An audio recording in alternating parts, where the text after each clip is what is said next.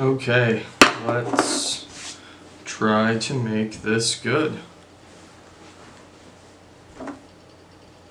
Hey everyone, and welcome back to Team Chaos MTG on YouTube. Hi Issa. No, Daddy's doing the work. You gotta go to bed. Okay? Unless you can sit there and be good.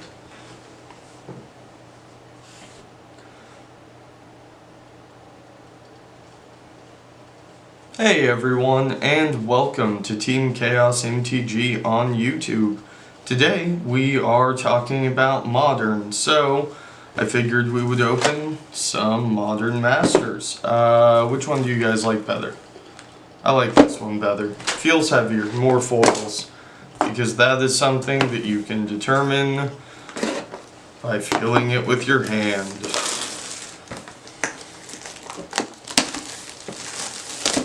In the studio with us today is Isamaru, who hopefully you will not see on camera, and hopefully she will not fuck with the camera, because somebody is really good at doing that. Let's crack this open. Oh look, bunch of packs. Those are not dog food, Issa. You cannot have these.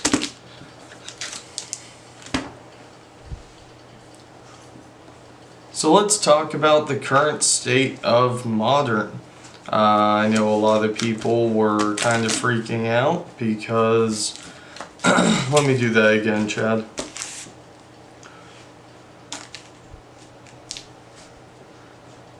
So let's talk about Modern. A lot of people had some serious concerns over Bloodbraid Elf and Jace. I myself was not too worried. I got to play at the Hunter Burton Memorial last month, which was the first major tournament since the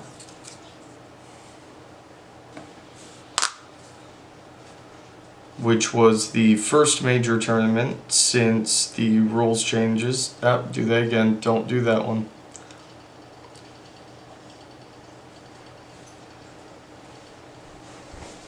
I myself got to play in the Hunter Burton Memorial last month, which was the first major tournament since the unbannings. And I have to say, the field was really diverse. Across 10 rounds, I only played against the same deck twice, that deck being Tron. Oh, thank God. For a second I thought that was a rare symbol. Okay, Path, Mind Shatter, bunch of Pauper cards. Everything's a Pauper card. But we're not here to talk about Pauper. We are here to talk about Modern and how incredible the format still is. Hey, another Path. And Stony Silence. And a Crippling Chill. Sure. And nothing else we care about. This weekend coming up is the Star City Open in Dallas. I will be on the road to it in just a few hours here, and I'm expecting a lot more of the same. Maybe there will be a few more Jund decks, maybe there will be a few more control decks. But all in all, I'm not expecting any crazy shakeups.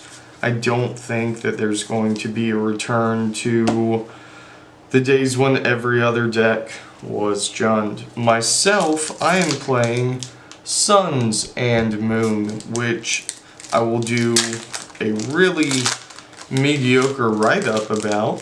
That will be coming soon. Probably to the website, definitely to the Facebook page. You know, we'll put that kind of stuff wherever we can put it. And Chad, if you need to, like, take out any voice or audio or anything, feel free. Do what you need to do, man. Make this decent. Things that I'm not expecting to see this weekend. I don't really think there are any good zoo decks right now. Everything seems to be a bit nuts. So I think that the prison strategy is pretty good. Without any of the merfolk or elves or big zoo, little zoo decks running around. Everything's a bit more synergistic. Everybody's trying to do something a little bit bigger than their opponent, it seems. Bloodbraid Elf is cascading into Maelstrom Pulses and Terminate, and all sorts of other good things. Jace is acting as not so much of a finisher, but as a toolbox card for the control decks. And everything in between is still solid. Tron is very popular right now. Again, another big strategy that the prison decks do very well against. Hey, there's a Misty that I need for my Infect deck, because I ran out of Misty Rainforests at some point. So, that's a hit. Looking forward to playing against basically anything other than fairies this weekend. Hey, back-to-back fetch lands. Awesome. And I apologize if I am rambling a bit here, y'all. It is very late, and I am very tired. But that's okay, we're going to keep moving along. So what is Suns and Moon? Well, if you're not familiar, it is a red-white prison strategy that relies on ensnaring bridges and blood moons and Chalice of the Void and all manner of other hate pieces, as well as a Johnny, Elspeth Sun's Champion, Nahiri, Chandra, Koth, different planeswalkers which are very difficult to interact with when you can't attack them or bolt them. It makes for fairly uninteresting gameplay, if we're being honest. I'm not super proud of myself for playing it, but at the same time, it just feels so good to turn one Blood Moon or Chalice your opponent. So, you know, I'm not sweating any potential hate that I get. So at the Memorial, decks that I lost to were Jund, Tron, which was an insanely clutch match on my opponent's part. That was some of the best Magic I have played in a long time. I also lost to a black-blue fairies deck, which was playing almost all of the swords. Sword of Feast and Famine, Sword of Fire and Ice, Sword of War and Peace, combined with the Bitter Blossom and some hand disruption, is apparently a big frickin' problem. You know, I don't know if anyone else has come across that particular deck recently at any major events, but if you did, let me know how you fared, because I failed miserably in my attempts to thwart it. The other deck I lost to was Blue-White Control. I never saw the Jace, but they were definitely playing one. That has led me to believe that land hate is going to be more relevant this weekend than disruption, such as Ensnaring Bridge or Chalice of the Void. Now don't get me wrong, those cards are both commanding a very nice price point, and they are both super necessary for any sort of disruptive or attrition-based strategy, such as Suns and Moon. And a quick note on the name, typically the deck Sun and Moon is called so because it plays Elspeth Sun's Champion and Blood Moon. I have foregone Elspeth instead for Approach of the Second Sun. God, these mythics are kinda hot garbage, yeah? Let's see if we can hit a Grizzlebrand or something.